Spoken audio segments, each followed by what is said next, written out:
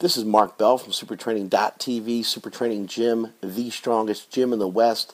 We got my man Jesse Burdick going over some conventional deadlifts with Olympic lifter Max Aita. Max was a great Olympic lifter. Now he's coming over to powerlifting, and Jesse's got to fix a couple things up with him. Max tends to be overextended. Being overextended is the distance between your sternum and your belly button, and Max kind of arches up too much, and it causes a funky swayed back that you don't want to have when you're doing a deadlift. Think about if you were to do a sprint and you arched up real hard while you were sprinting and you were in this funky position. You wouldn't really be able to get your hips through. You wouldn't be able to get the drive that you need to. You'd be kind of leaning back in this weird, awkward running position if you imagine me doing a sprint. So you don't want to do that when you deadlift. It's just as bad as being in flexion. That's what people don't understand about overextension. Jesse and I kid around and we call it overextension pants. But you don't want to have overextension pants. You don't want your back to be swayed in like that. Either way, you're going to be in like a little bit of a C. Your butt will be here and you'll be kind of curved this way. And then if you're in flexion, you're going to be curved the other way. So it's really the same. It's this very similar horrible posture to do a deadlift. You want your spine to be neutral, like my fat finger, when you do a deadlift. Watch great pullers like Konstantin Konstantinov. There's a lot of controversy sometimes surrounding him because he deadlifts with a rounded back, but if you really watch closely, it's the thoracic spine that's rounded, and the lower back is stiff, like he's got metal rods in his spine.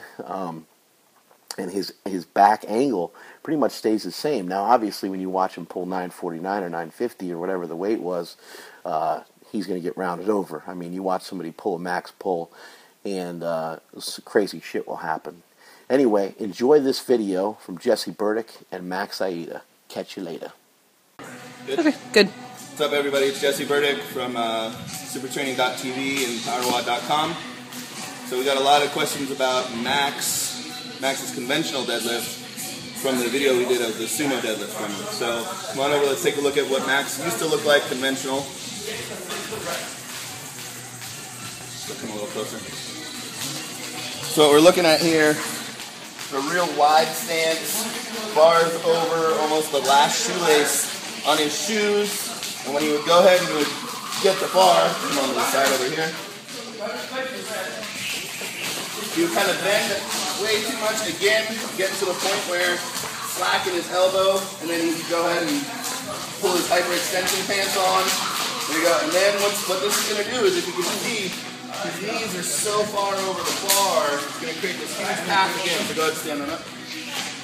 Good, deadlift it.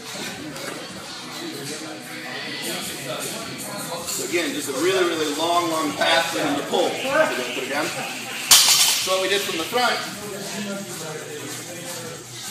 was we pulled his feet in close, got him nice and close to the bar, and kind of redid how he sets up. We have him set up almost in a bent over position, stiff leg here.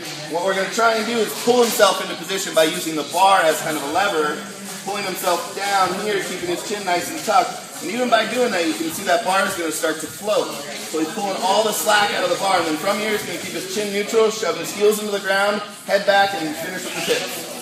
Much smoother, shorter range of motion. Go ahead and put it down. So what that's going to do is, again, Max is a very, very talented Olympic lifter. So he came in trying to deadlift in a clean stance or a snatch stance. You cannot clean, snatch, or deadlift in the same stance. 3 different exercises, 3 different stances. So nice, easy fixes for an Olympic lifter or someone who is just way too slack at the bottom. Bring your feet in, start to tension the hips from the bottom.